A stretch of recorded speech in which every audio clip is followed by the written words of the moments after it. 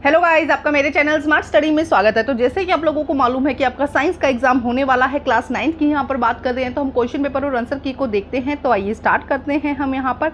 अगर हम सबसे पहले देखते हैं सेक्शन ए में, हम हिंदी और इंग्लिश मीडियम दोनों को देखेंगे क्वेश्चंस को। सबसे पहले खंड क देखिए, ठोस अवस्था का द्रव अवस्था में बिना परिवर्तित हुए गैस अवस्था में बदलने की प्रक्रिया को ऊर्ध्वपातन कहते हैं। जिससे क्या होता है, ठोस से सीधा ही क्या बन जाता है, गैस। बीच में अगर नॉर्मली क्या होता है, ठोस से क्या बनती है, पहले द्रव अवस्था बनती है और द्रव के बाद में गैस बनता है। लेकिन जब सीधे ही ठोस से क्या बन रहा है, गैस अवस्था बन रही है, तो उसे ऊर्ध्वपातन कहते हैं।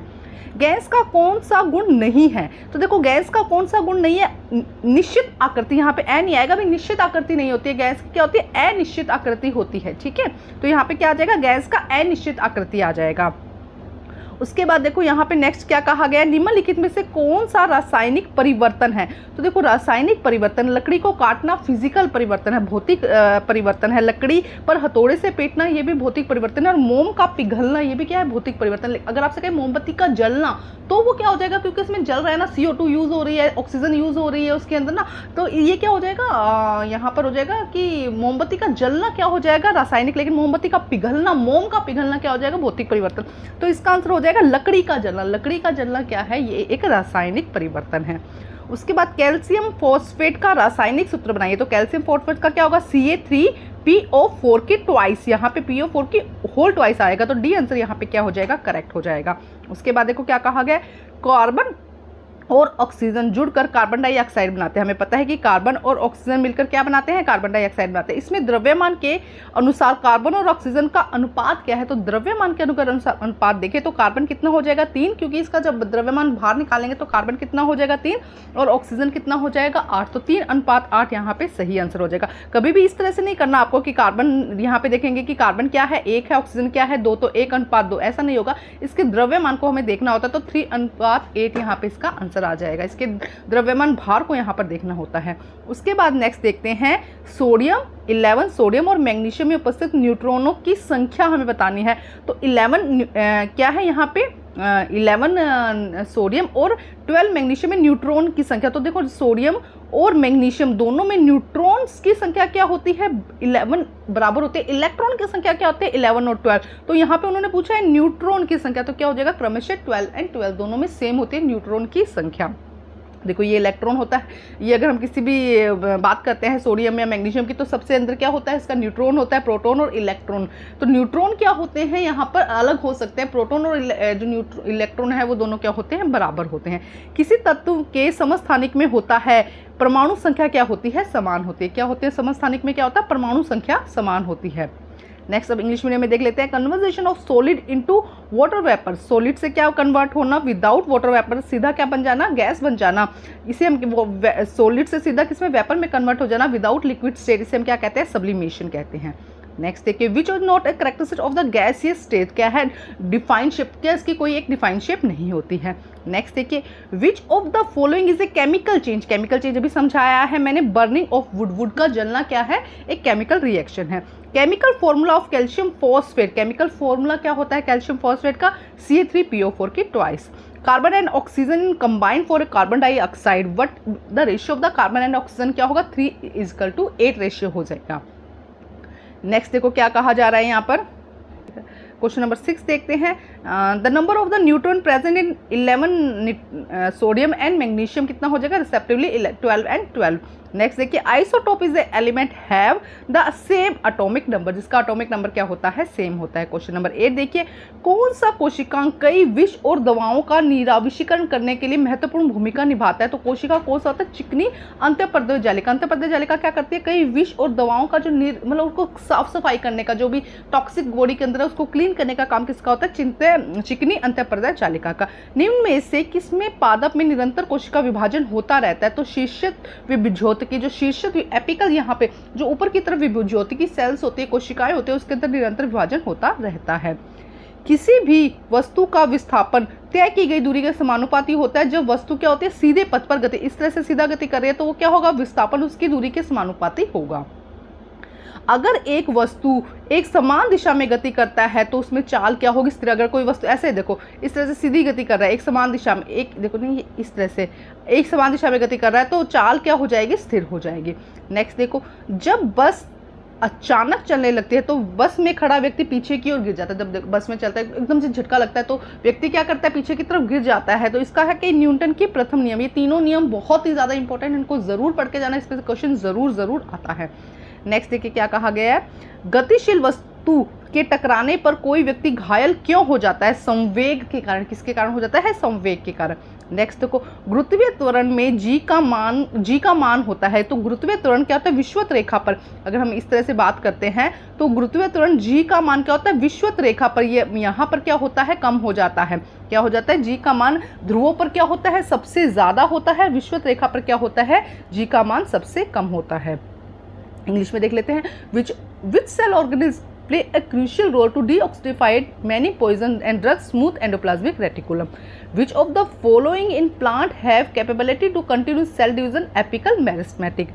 The displacement of an object proportional to distance covered when object moves, तो क्या आ जाएगा, on straight path. If the body execute uniform motion, speed will constant. क्या होगा, यूनिफॉर्म मोशन में चल रही है तो स्पीड क्या हो जाएगी, कांस्टेंट हो जाएगी। A person standing in a bus fall back when the bus start moving suddenly back, then Newton first law. Why does a person get injury case in hitting by a moving object due to the momentum?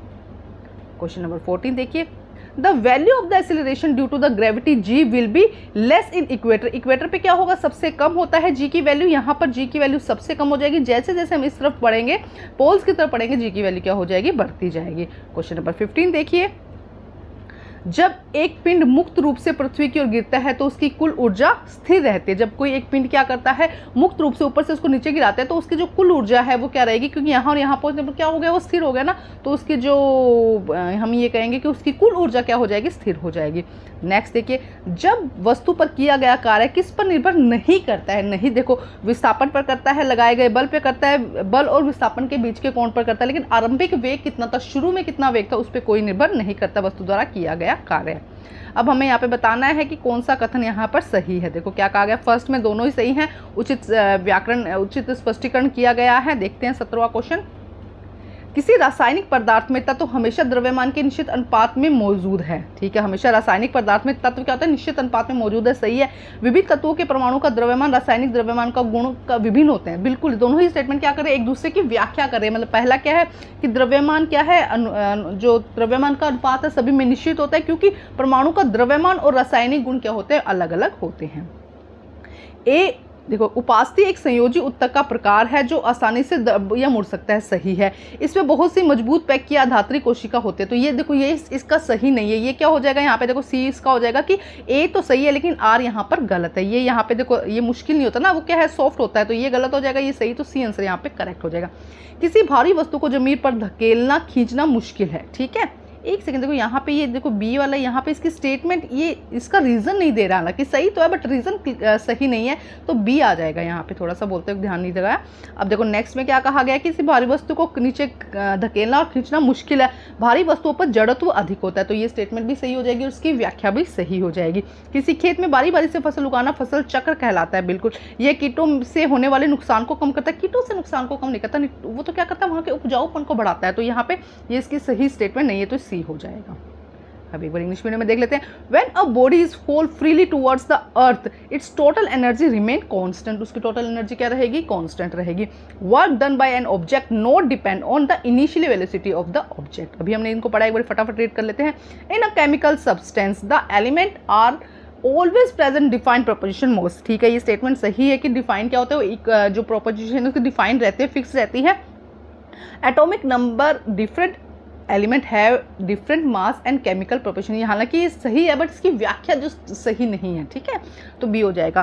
Cartilage is a type of the connective tissue which can bend easily, सही है। It has tightly pack hard matrix, ये देखो ये statement सही नहीं है, तो C answer हो जाएगा। फर्स्ट सही है, सेकंड सही नहीं है। It has difficult to push और pull a heavy box for the ground, बिल्कुल सही है। अभी मुश्किल होता है ना भारी को उठाना। Heavy object have the more inertia, ये सही है कि हैवी जितना हैवी होगा उसका इनर्शिया ज़्यादा होगा, तो सही स्टेटमेंट है, ए आंसर आ जाएगा। Rotating A crop in the field is known and crop rotation, सही है। This prevent the damage by the paste, से कोई डैमेज नहीं करता ना, ये किससे करता है, ये उसकी उपजाऊ को बढ़ाता है, फर्टिलिटी को बढ़ाता है, तो सी आंसर यहाँ पे सही हो जाएगा। अब हम देखते हैं क्वेश्चन नेक्स्ट, देखो क्या कहा गया है। क्वेश्चन नंबर 21 देखिए क्या कहा गया है यहाँ पर। 21 का आंसर हम करेंगे, पहले हम 22 का करते हैं। देखो क्या कहा गया, कोशिका को जीवन की संरचनात्मक और क्रियात्मक इकाई क्यों कहा जाता है? इंग्लिश में देख लेते हैं साथ साथ में हम। Why is the cell called structural and functional unit? क्यों कहा जाता है स्ट्रक्चरल और फंक्शनल यूनिट क्यों कहा जाता है इसको? देखो सेल क्या है, उसकी एक फिक्स स्ट्रक्चर होती है, फिक्स उसका फंक्शन होता है, और इसी तरह क्या होता है पूरी सेल से बनकर क्या बनती है, बॉडी बनती है। तो वो अपनी स्ट्रक्चर को मेंटेन रखती है, अपने फंक्शन को मेंटेन रखती है, तभी क्या है हमारी जो बॉडी है वो काम करती है अपना, इसलिए उसे स्ट्रक्चरल और फंक्शनल यूनिट कहा जाता है। नेक्स्ट देखो क्या है, write any two difference between the meristematic and permanent tissue. तो देखो क्या है यहाँ पे देख लेते हैं, capability to division. Meristematic tissue कौन से होते हैं? जो बार बार डिवीजन करते हैं, तो जिसमें बार बार डिवीजन की कैपेसिटी होती है, परमानेंट में नहीं होती। इसकी वॉल कैसी होती है? थिन वॉल होती है, पतली है तभी तो डिवीजन होगा ना। इसकी वॉल कैसी होती है? थिक होती है। ये लिविंग होती है, ये लिविंग और डेड दोनों ही होती है। एक मिनट आगे देखते हैं। देखो यहाँ पे कहा गया है, ध्यान एक सेकेंड, देखो यहाँ पे देखते हैं क्या कहा गया है। विभज्योतिक और स्थायी ऊतक में दो अंतर। विभज्योत की विभाजन क्षमता अधिक होती है, यहाँ पर विभाजन क्षमता स्थायी में नहीं होती है। इसकी भित्ति पतली होती है, इसकी भित्ति मोटी होती है। ये जीवित कोशिकाओं में होता है, ये जीवित और अजीवित दोनों ही कोशिकाओं में होता है। उसके बाद क्या कहा गया, एलियोलर संयोजी ऊतक के कार्य लिखिए। तो दो कार्य आपको लिखने, एक तो देखो सहारा, एक ये क्या करता है, एलियोलर टिश्यू क्या करता है, अपने अंदर स्पेस रखता है, जिससे कि फूड को भी क्या कर सकते हैं, स्टोर कर सकते हैं, फोटोसिंथेसिस में कर सकता है। एलियोलर टिश्यू क्या होता है, जो जलीय प्लांट होते हैं ना, एक्वेटिक प्लांट होते हैं, उसके अंदर जो पैरेन्काइमेटर टिश्यू होता है उसे हम क्या कहते हैं, एरियोलर टिश्यूज कहते हैं, जो क्या करते हैं, सपोर्ट का काम करता है। ये इसके हम ये कहते हैं, इसके अंदर मतलब हम ये कहते हैं कि स्टोरेज का काम करता है। तो इस तरह का कुछ भी आप लिख सकते हैं। तो फोटोसिंथेसिस भी इन्फेक्ट कर सकता है ये, ठीक है। यहाँ पे एक बार देख लेते हैं क्वेश्चन, देखो क्या कहा गया है, what are the function of areolar connective tissue. तो अभी समझा दिया, आप उस तरह से अपना आंसर लिख सकते हैं। क्वेश्चन नंबर 24 देखिए क्या कहा गया है, an automobile vehicle has a mass of 15 kg. What must be the force between the vehicle and road in vehicle to be stopped in a negative acceleration in 1.7 ms की square? तो देखो एक बार हिंदी में पढ़ लेते हैं इसको। यहाँ पे देखो ये दिया गया है क्वेश्चन नंबर, ये देखो यहाँ पर देखिए आप, एक गाड़ी का द्रव्यमान 1500 kg है। यदि गाड़ी को 1.7 ms की स्क्वायर के ऋणात्मक त्वरण के साथ विरामावस्था में लाना है तो गाड़ी तथा सड़क के बीच लगने वाले बल कितना होगा? तो आइए करते हैं इसको सॉल्व। तो देखो मास कितना हो जाएगा, द्रव्यमान कितना हो जाएगा 1500, ए त्वरण कितना हो जाएगा, एक्सीलरेशन कितना हो जाएगा, माइनस की उसने कहा था नकारात्मक में, तो 1-1.7 हो जाएगा। फ्रिक्शन फोर्स अब कितना है, m इंटू फॉर्मूला क्या होता है, F इक्वल किसके होता है, m के। तो m लगाया और a लगाया, हमने इन दोनों को मल्टीप्लाई किया तो -2250 न्यूटन हमारा यहाँ पे क्या हो जाएगा, फोर्स हो जाएगा। Negative sign shows that force is applied opposite of direction. Negative sign यहाँ पर क्या शो कर रहा है कि फोर्स अपोजिट डायरेक्शन में यहाँ पर लगा है। क्वेश्चन नंबर 25 देखते हैं। प्रतिध्वनि किसे कहते हैं? किसी प्रतिध्वनि के लिए परावर्तित सतह और श्रोता के बीच की न्यूनतम दूरी कितनी होनी चाहिए? 25वां आंसर देखते हैं हम यहाँ पर क्या कहा गया है, what is echo, what should be the minimum distance required between the reflecting surface and audience for echo. देखो एक बार यहाँ पे समझा देते हैं, क्वेश्चन में क्या पूछा, आपको क्वेश्चन समझ में आना जरूरी है। देखो क्या कहा जा रहा है कि प्रतिध्वनि किसे कहते हैं, इको किसे कहा जाता है? प्रतिध्वनि से परावर्तित, जैसे यहाँ पे ये देखो ये सतह है, तो यहाँ से कोई बोल रहा है तो टकरा कर क्या होती है, वापस आते हैं ना, तो परिवर्तित सतह जहाँ से परिवर्तित हो रहा है और श्रोता जो यहाँ पे बैठे हैं उनके बीच की न्यूनतम दूरी कितनी होनी चाहिए। इसके अथवा का क्वेश्चन भी साथ में देख लेते हैं। एक ध्वनि तरंग जिसका आवृत काल 0.5 सेकेंड है, ध्वनि की आवृत्ति हमें निकालनी है। तो देखो एक बार यहाँ पर देख लेते हैं क्या कहा गया है।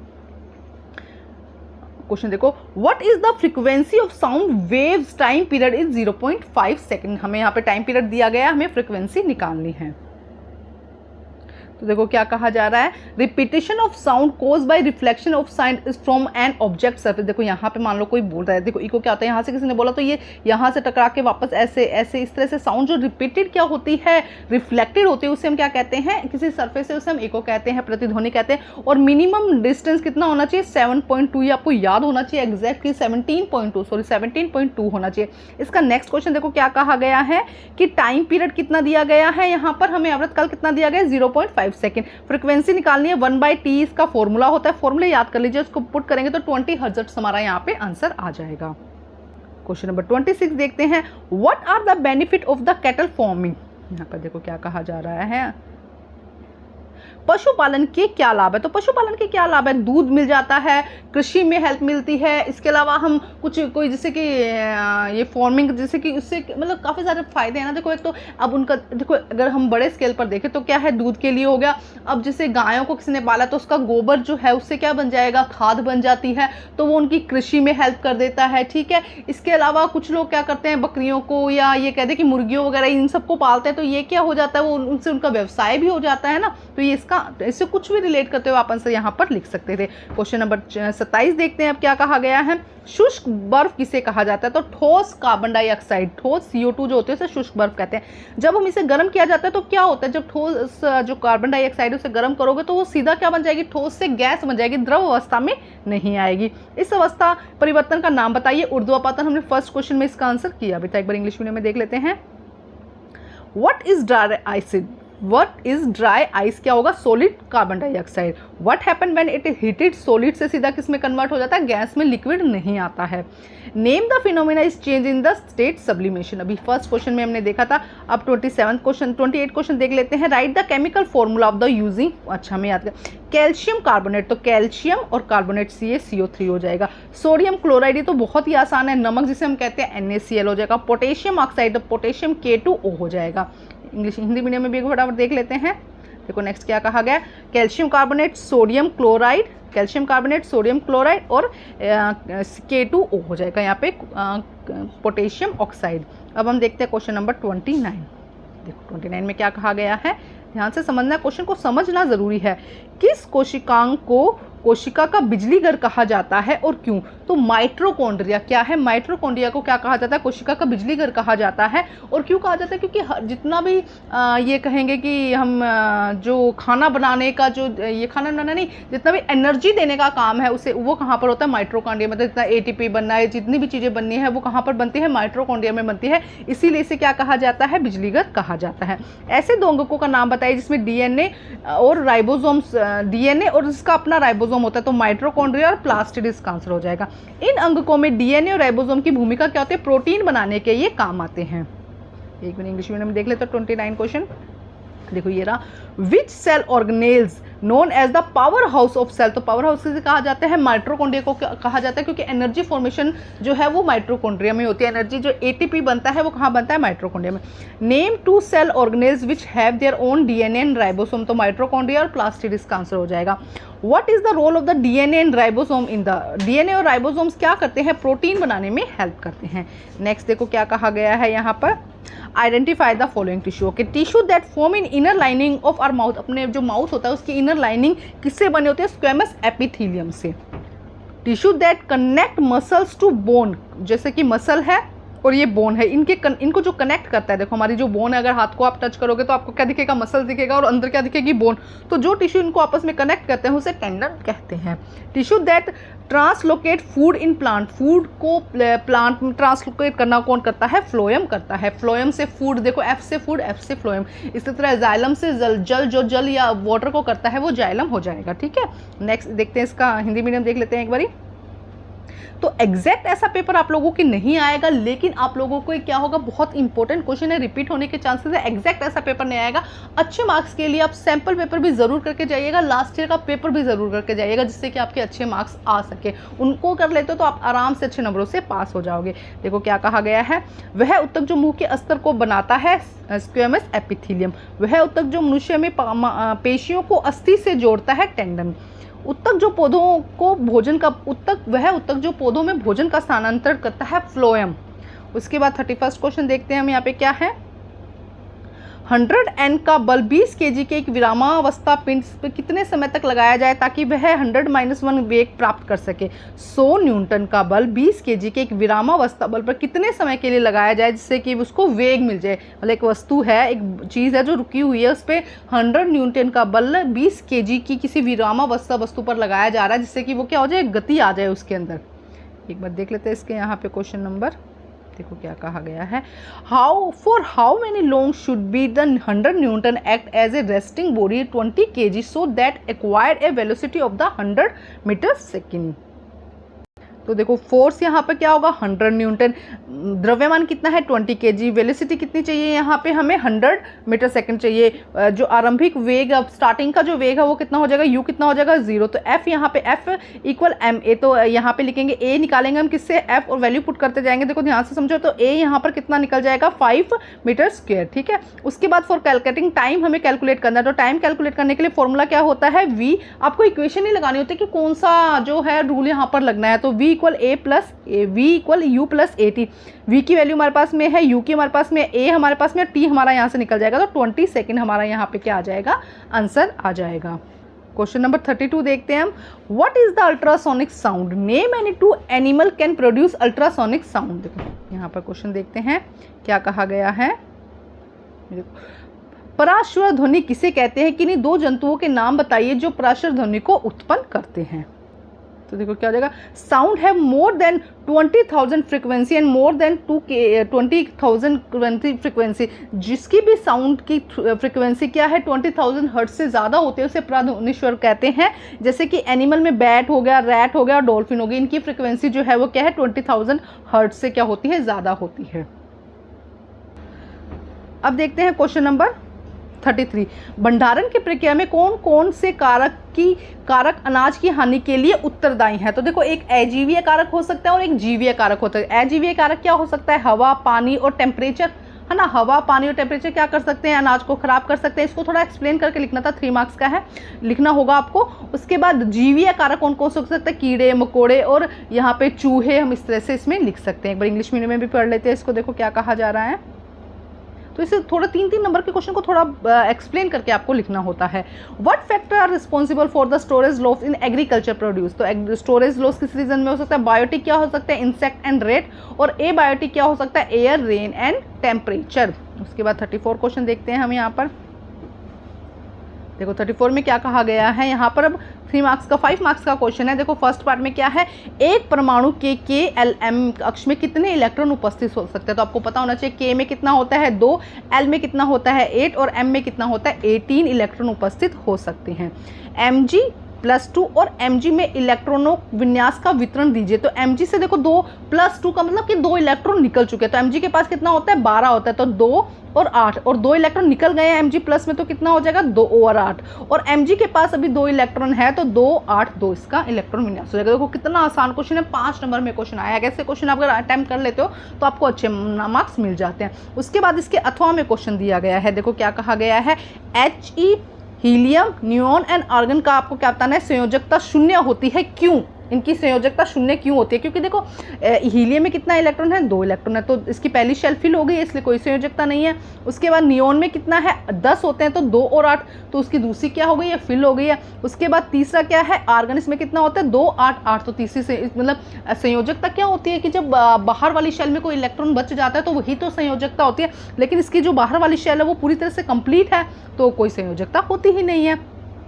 निम्नलिखित के प्रतीक आपको यहाँ पर लिखने हैं। तो सिलिकॉन का Si होता है, सल्फर का S होता है, चांदी या सिल्वर का Ag होता है, और देखो A कैपिटल G स्मॉल होना चाहिए। यहाँ पर सोडियम का Na होता है, N कैपिटल और A यहाँ पर स्मॉल हो जाएगा। एक बार यहाँ पर दिखा देती हूँ मैं आपको क्वेश्चन। ये देखो ये हमने पढ़ा था, how many electrons can be accommodate in K-L-M। तो K में कितना होता है 2 होता है, L में 8 और 18 M में होता है। इनको अच्छे से याद कर लीजिएगा। Right electron distribution configuration Mg और Mg में कितना होगा 2 8 होगा, और Mg+2 में कितना होगा 2 8 और Mg में होगा 2 8 2। उसके बाद में why do helium neon and argon have 0 valency, क्योंकि 2 है, नियोन में 2 8 है और आर्गन में 2 8 8 है। ठीक है, सिंबल्स ये देख अभी मैंने समझाया है सिंबल्स आप, ठीक है। उसके बाद हम देखते हैं 35th क्वेश्चन। देखो 35th क्वेश्चन में क्या कहा गया है कि रसधानियों का क्या कार्य होता है, निम्नलिखित का विस्तार रूप लिखिए। तो देखो रसधानियाँ क्या करते हैं, स्टोरेज का काम करते हैं। सबसे पहला काम याद रखो कि स्टोरेज का काम करती हैं। तो ATP की full form adenosine triphosphate, DNA की full form deoxy ribo nucleic acid, और SCR की स्मूथ एंडोप्लाज्मिक रेटिकुलम। यहाँ पे देख लेते हैं एक बार क्वेश्चन, यहाँ पे इंग्लिश मीडियम में भी देख लेते हैं। What are the function of vacuole, expand the following. हम आइए करते हैं इनको सॉल्व। तो देखो किस तरह से maintaining the osmotic pressure, osmotic pressure को क्या करता है, बैलेंस करता है। Storage metabolic toxic product and their substance in plant cell. ATP की एडिनोसिन ट्राइफॉस्फेट, DNA की डीऑक्सीराइबोन्यूक्लिक एसिड और SCR की स्मूथ एंडोप्लाज्मिक रेटिकुलम।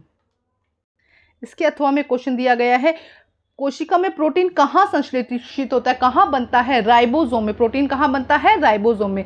परासरण किसे कहते हैं, उसका उदाहरण दीजिए।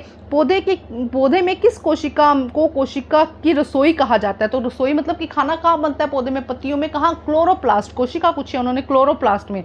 ठीक है, एक बार इंग्लिश में भी देख लेते हैं इसको, फिर अच्छे से सॉल्व कर लेंगे इन क्वेश्चन को।